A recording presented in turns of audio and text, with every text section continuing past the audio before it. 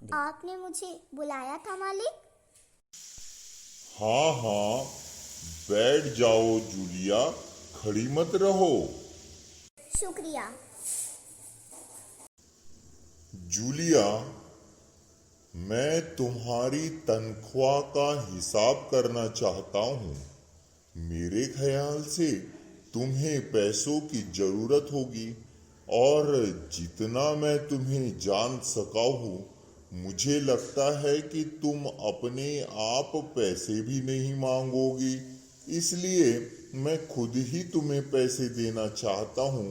हाँ, तो तुम्हारी तनख्वाह 30 रुपल तय हुई थी ना? जी नहीं मालिक, 40 रुपए। नहीं भाई, 30। ये देखो डायरी, मैंने इसमें नोट कर रखा है।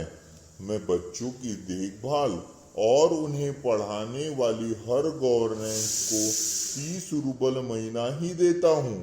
तुमसे पहले जो गवर्नेंस थी, उसे भी मैं 30 रुपल ही देता था। अच्छा, तो तुम्हें हमारे यहाँ काम करते हुए 2 महीने हुए हैं। जी नहीं, 2 महीना 5 दिन। क्या कह रही हो जूलिया? ठीक 2 महीने हुए हैं? भाई, मैंने डायरी में सब नोट कर रखा है। हाँ, तो 2 महीने के बनते हैं 60 रुपल। लेकिन 60 रुपल तभी बनते हैं जब महीने में तुमने एक दिन भी छुट्टी न ली हो। तुमने इतवार को छुट्टी मनाई है। उस दिन तुमने कोई काम नहीं किया, सिर्फ कोल्या को घुमाने के लिए ले गई हो।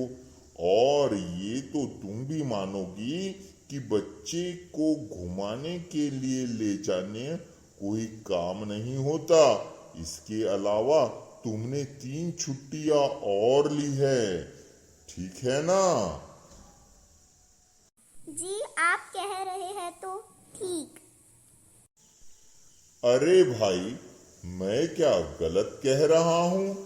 हाँ, तो 9 इतवार और 3 छुट्टियां, यानी 12 दिन तुमने काम नहीं किया।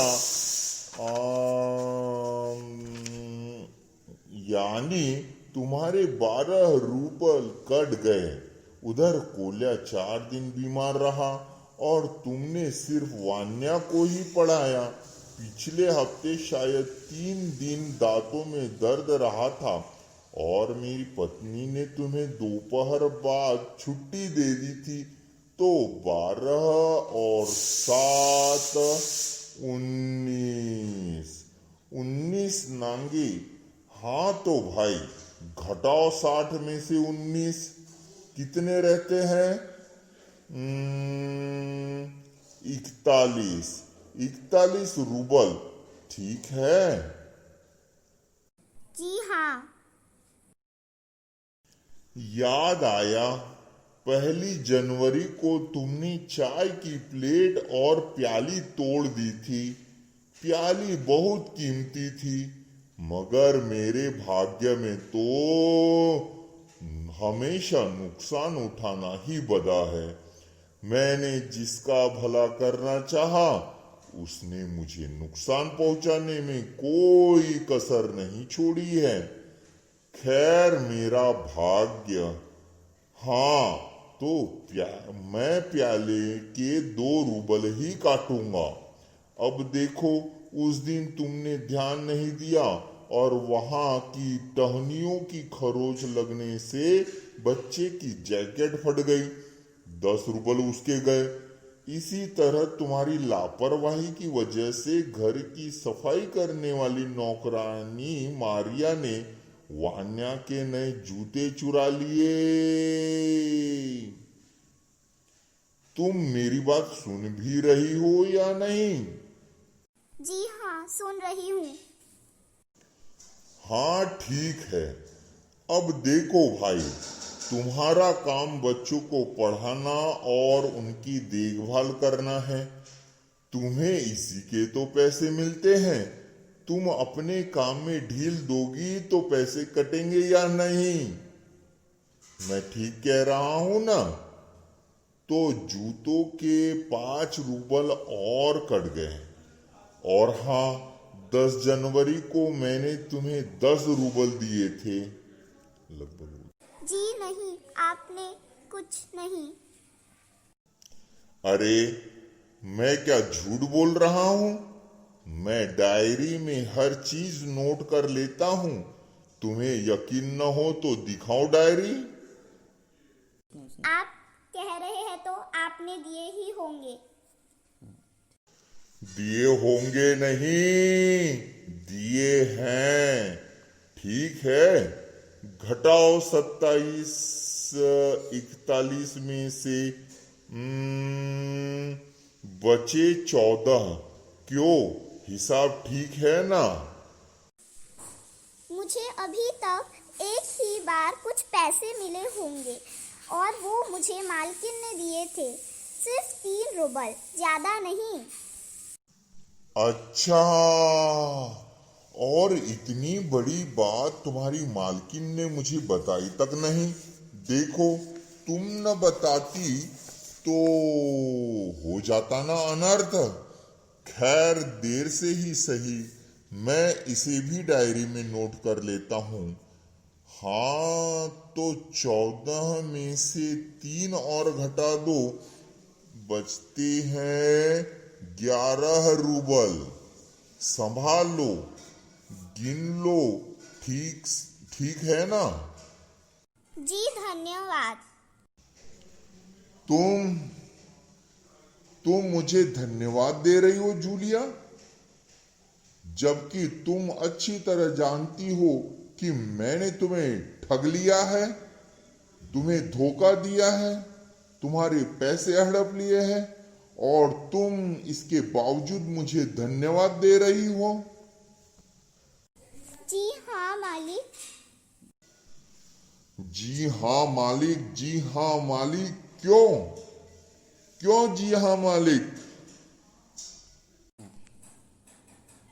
क्योंकि इससे पहले मैंने जहाँ जहाँ काम किया उन लोगों ने तो एक पैसा तक नहीं दिया। आप कुछ तो दे रहे हैं।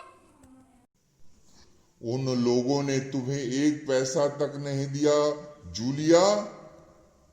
मुझे ये बात जानकर जरा भी आश्चर्य नहीं हो रहा है। जूलिया, मुझे इस बात के लिए माफ कर देना कि मैंने तुम्हारे साथ एक छोटा सा क्रूर मजाक किया।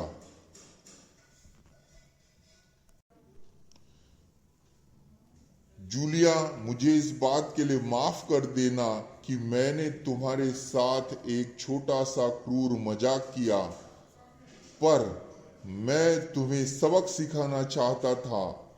देखो जूलिया, मैं तुम्हारा एक पैसा भी नहीं मारूंगा।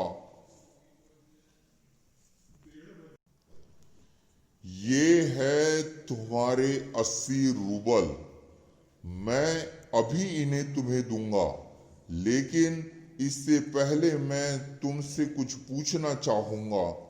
जूलिया, क्या ये जरूरी है कि इंसान भला कहलाने के लिए इतना दब्बू, भीरू और बोधा बन जाए कि उसके साथ जो अन्याय हो रहा है उसका विरोध तक न करे, बस खामोश रहे और सारी ज्यादतियां सहता जाए? नहीं जूलिया, नहीं। इस तरह खामोश रहने से काम नहीं चलेगा। अपने को बचाए रखने के लिए तुम्हें इन कठोर, क्रूर, निर्मम, हृदयहीन संसार से लड़ना होगा।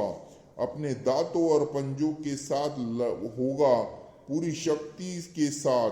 मत भूलियो जूलिया, इस संसार में दब्बू और रीढ़ रहित लोगों के लिए कोई स्थान नहीं है, कोई स्थान नहीं है।